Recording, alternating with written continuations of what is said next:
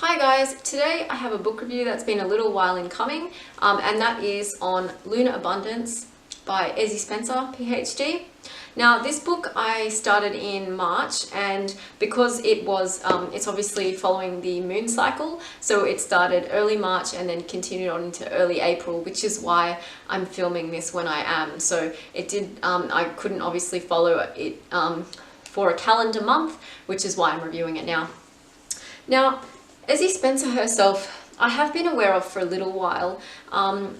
When I was bullet journaling and looking for like a moon phase chart, I did end up stumbling across Ezzie Spencer's website, which is lunarabundance.com, and I used her Southern Hemisphere chart in order to transpose it into my bullet journal at the time. But that's as deep as I went. I wasn't really looking to do a lunar practice as part of my depth year, because I wasn't actually doing depth year at the time. It was literally just me wanting to know what the phases of the moon were, and at the time I think I ended up running with about 4 phases of the moon. The very obvious, I guess if you're looking up into the sky, the very sort of obvious phases, the new and the full moon and the quarter moons, or the first quarter, last quarter, that sort of thing.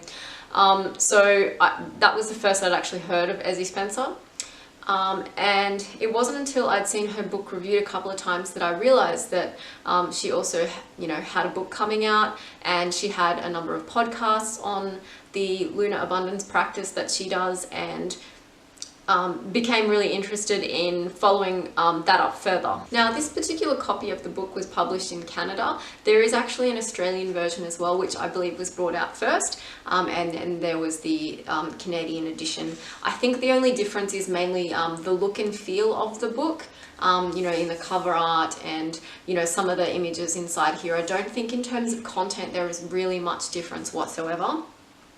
So this particular copy was published in 2018 by Running Press, and I got this copy from the Book Depository. So the book itself is roughly 200, let's say. There are a couple of notes pages and like references and that sort of thing. So cutting out those and some blank space for notes. It's 216 pages long, but if you take into consideration there is a few little, I guess, exercises that you can write in here, and of course you've got these dotted throughout the book. You've got these beautiful like quotes from what she's been saying, and just images, and there are a lot of images of her in here, but also a lot of images of nature and obviously like very peaceful scenes. And you can see here there's for example, here's one of the exercises. So the book really didn't need to be that long, but I mean, it is a beautiful book, and it does make you want to pick it up and look through it and go back to it and everything, because it's not just like solid text. So in this book, Ezzie Spencer does go into her background a little bit, sort of in the introduction, and sort of how she developed this particular lunar practice, and sort of what it was based on and everything, which I found quite interesting. It really sort of, I guess, introduced Ezzie and sort of what she was all about, and how she came to that, and I did find the story a little bit inspiring as well. And without going into great amounts of detail about this introduction, she basically started off her career as a lawyer, and she was, as she went along, she found a growing disconnect between, I guess, like her inner world and the outer reflection, and she did have like an injury, which did, I guess, force her to reevaluate some things. Eventually she was starting to, journal and, look at where the moon was and make a note of that. And she, over time, developed this particular practice while she was a lawyer. And then slowly she ended up running some like free workshops, which turned into sort of like, paid workshops about like the lunar abundance practice. And over time she has transitioned from being a lawyer to actually doing the lunar abundance practice full time, and so she has her own business and that sort of thing as well. So I guess she has come from a very highly critical, very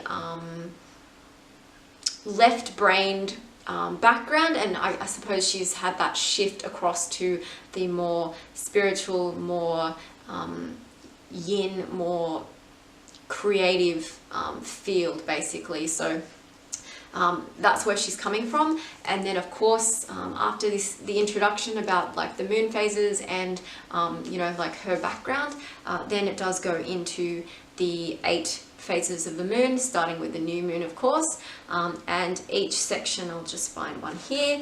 So for example, this is the first quarter moon, so it will give you a little bit of a background on this particular moon phase, and then there might be like a suggested activity or you know, an explanation of sort of what maybe the tone or the vibe of this particular moon is, and sort of you know, like the effect or you know, what you can practice at this particular time. It's important to note here that this particular book does not go into astrology.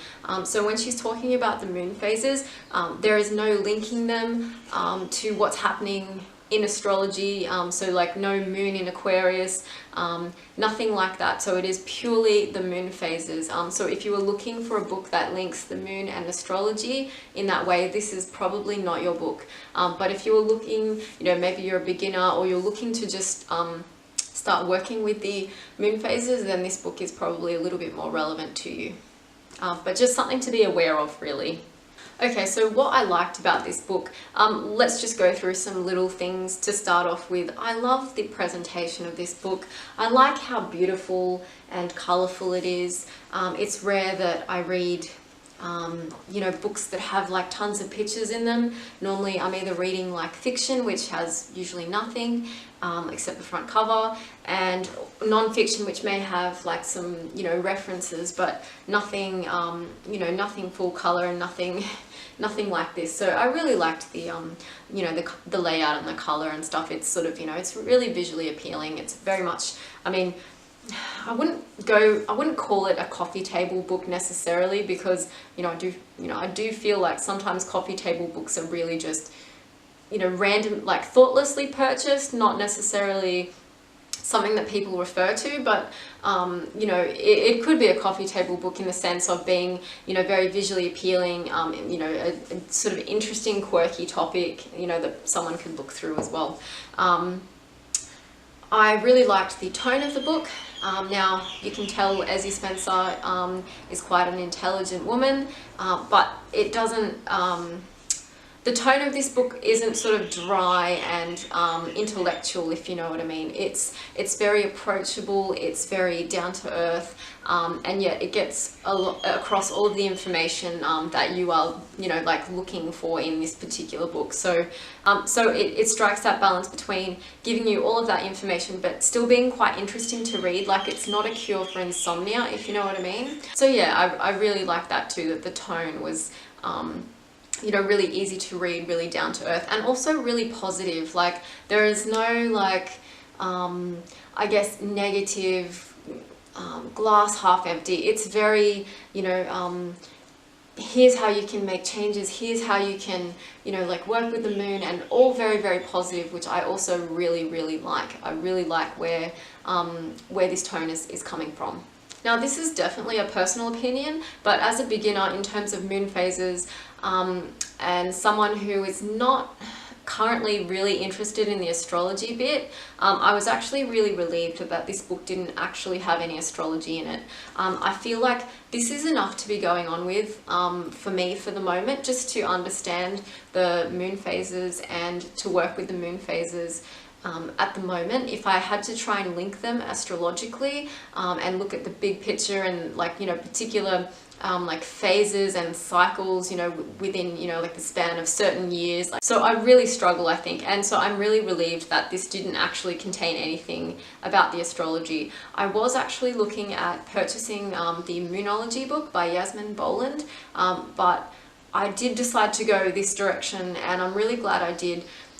Personally, and I suppose people that are interested in astrology could argue that I'm not getting the full picture in just looking at the moon phases in this way, but astrology is not something that currently lights me up or is something I feel like I really want to investigate further. So I'm really sort of, I guess, personally listening to that and you know, looking to explore other directions. So I think I'm really happy with this, and to be honest, this is going to keep me going for quite a while, trying to work or trying to find my rhythm with working with the moon phases and everything. So I'm quite happy with the content as it is, but obviously that's a personal opinion, and if you're looking, as I said, for something more astrology linked, then this is probably not what you are looking for. And precisely because it has no astrology in it, I feel like it is really accessible to the beginner, to someone that is, you know, starting to look at the moon phases and working with them. So I found this really accessible and a really useful start, basically. Another thing I liked about this book was, so I'm not a lawyer, but my background is very much a critical and analytical like career, basically. It's very left-brained. I don't have a lot of time to be creative at work, and I feel that I've come from that sort of similar background in that way, so I can really appreciate the journey that Ezzie has gone on from having that and feeling that disconnect, because I think it's definitely mirroring some things that I'm feeling in my own life, that disconnect between I guess my inner world, or like the my wishes for how I would like to be living, versus my current reality, or the manifestation, the career that I have, the 9-to-5 job that I have, doesn't really reflect what I'm, I guess, interested in personally. So I found this sort of quite inspiring, the journey that she's made, and I suppose it is definitely like an example to hold up, to say that just because you come from this particular background, and this particular career, doesn't mean that you can't transition and end up doing something that you love and that lights you up, and is spiritually meaningful as well. So yeah, I found that personally really inspirational. So the other thing I really liked is that at the very beginning, so at the new moon phase, you set your intention, and you can also set a goal as well, but Ezzie makes the distinction between an intention being the way you want to feel, so very feeling based, versus a goal, which is, I want to have achieved X by whatever date, that sort of thing, very concrete, very, this is what I want to do and this is sort of how I'm going to do it, maybe, versus, I would like to feel joy, or I would like to feel X, Y, Z, towards some particular way of being. So she definitely makes that distinction. And in the very beginning, you also are looking at the bigger picture. So Ezzie has you do an exercise on where do you see yourself in 5 years, and that's not if you're going on a current trajectory, it's where do you want to be in 5 years, for example, or in 10 years, what are you doing, what are you eating, who are you with, where are you, all of that sort of thing. So she sort of prompts you to think about, all of these things, what is it that you want to be doing in 5 years, and not necessarily career oriented either, it's where are you living, all of these things. And I think it's really important, and she obviously discusses that in the book as well, some of these things that you, I guess, write down, and once you look at them, she says that you can start looking at, okay, where are you currently, and it's the gaps, focusing on where the gaps are, that can form some of these intentions that you will end up setting for yourself. So and you can start working towards, or seeing maybe a pathway in the distance, to get to that place that you want to be. So I really like some of these bigger exercises at the very start. So yes, of course, you set an intention for the moon cycle, the 28-day cycle, but you also are looking deeper, and you're looking bigger picture, and you're saying, okay, well, what what is it that I want? And it's also an excellent resource for yourself if you're not really sure what you want, but you've written down this really detailed, this is what I'm doing in 5 years, then, maybe you can start thinking, okay, well, if I say that I'm living in the country, why is it that I'm living in the country, in a rural area, why am I living there? What is it about that attracts me? Why does it interest me? Why is it important to me? And you can start really drilling down and going, finding out the why behind you know, what it is you've written down and really sort of work from there. So I really thought that was important as well. Sip of tea. I've been talking like 28 million miles a minute, I know, sorry. My cat is sitting right in front of me here. I don't know if you can see him, probably not, but he's being very like quiet and relaxed. Now, I feel like I'm a really bad book reviewer because in terms of what I didn't like, I really didn't like, there was nothing that I didn't like. But I will say in my defense, since I have adopted a little bit more of a minimalist leaning in terms of, you know, being very mindful about what I do bring into the house and what I purchase, I do the same with my books, especially my non-fiction books. I did go into this depth year knowing that I wanted to really look into spirituality and, you know, really focusing on that thing because it is something that I've, I guess, lacked in my life so far. And I knew that I was going to have to purchase books because the library just doesn't have anything, and the secondhand stores, there aren't many secondhand bookstores where I am, and the online offerings, they're pretty much, by the time you add in postage, like locally, you might as well purchase a lot of them new, which is a really sad state of affairs, but I suppose that's kind of beside the point. So I did go into this year knowing I would have to purchase books, but that didn't mean I gave myself, I guess, a open slather to just purchase all the books I wanted, anything that looked cool. So I really sat there and I read some book reviews on things. I made sure that they were topics that I was currently interested in. I read some reviews, I listened to some reviews on YouTube before I decided to purchase certain books. So that's usually the process I go through. If it's something that the library carries, you know, for example, a lot of popular fiction, you know, it's fine if I can, you know, just get it for free and like borrow it for a couple of weeks. I don't really have to do that level of research. I can just borrow it, and if I don't like it, I can take it back. But I want to make sure that the books I bring into my house and they're ones that I'm likely to keep, and they're ones that I'm likely to refer to again. So I suppose that's my disclaimer on why I guess I never really hate a book. So, well, I haven't so far. So I think once again, the dislikes are more things that, you know, like might be personal little quirks, or, you know, things that maybe cause confusion for me or that sort of thing. But regardless, I will go through them. So the first thing, so I followed 1.5 moon cycles as it currently stands, and as a really strict rule follower, I'm really concerned that I'm going, if I let myself and I don't sort of push myself, I will just keep referring to this book. So, you know, like you could find 10 moon cycles from now, I dutifully turn to the particular moon phase that it is, and I read, you know, a little bit about it and reflect on it and then do the exercise. And I don't allow for growth or intuition in, you know, like what's maybe working for me in this practice and what do I need to like change up or switch up. So I think I need to set myself a little bit of a time limit and go, you know, Holly, I think you know sort of roughly what this moon phase is all about.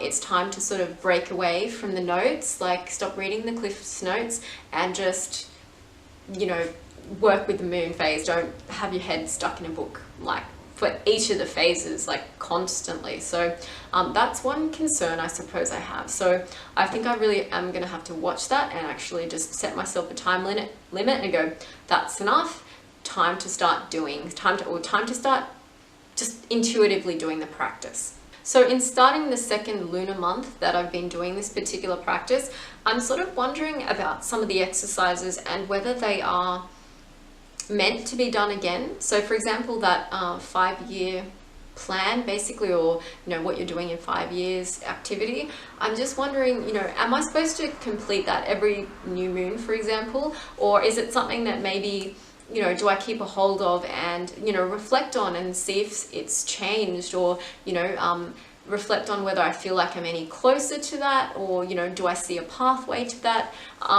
So in some instances, I'm not really sure how those bigger picture activities relate down to that specific month, if you know what I mean. So, or maybe it's just that you know, look at that particular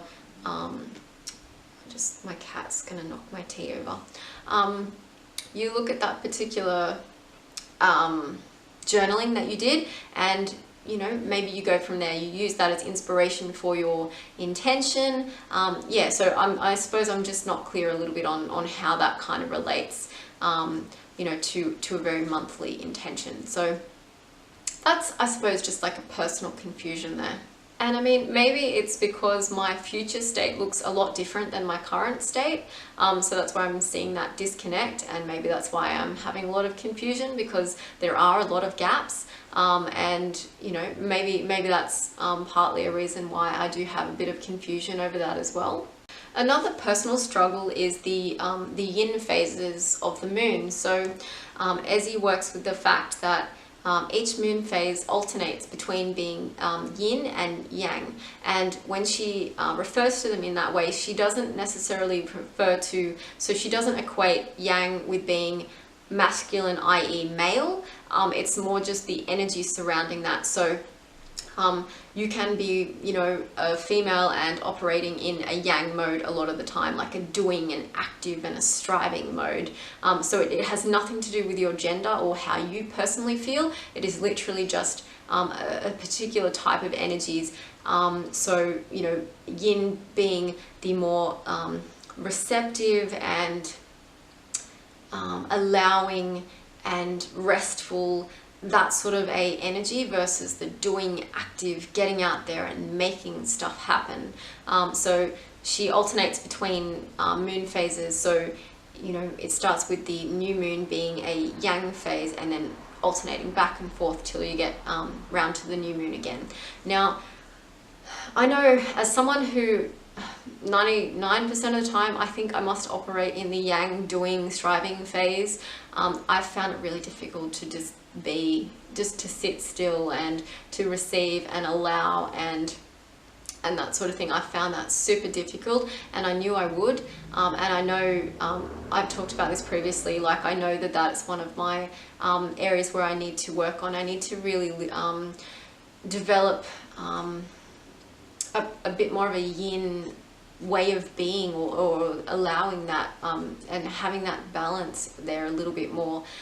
So I knew that would be difficult, and I suppose because I'm such a rule follower, Ezzie in her book, she does mention that, you know, in certain yin phases, you know, like that it will look different for everyone. You know, someone's restful period might look like completely doing nothing, whereas someone else's restful period might be going for long hikes in nature, because that is what is restful and that is what allows them to recharge and reset, basically. So everyone's is going to look slightly different, but I think I would have just appreciated maybe like a page or two of like examples, just, you know, just so it might fire up my inspiration. She does mention, for example, yin yoga and meditation, but if there was just like a list, you know, that you could sort of run your eyes over and go, oh, like I might try that next time, or, you know, maybe this really, like maybe I really connect with this, because as someone who is 100% like on all the time, I find it hard to just sit back and I haven't really identified what activities or, you know, what things do recharge me.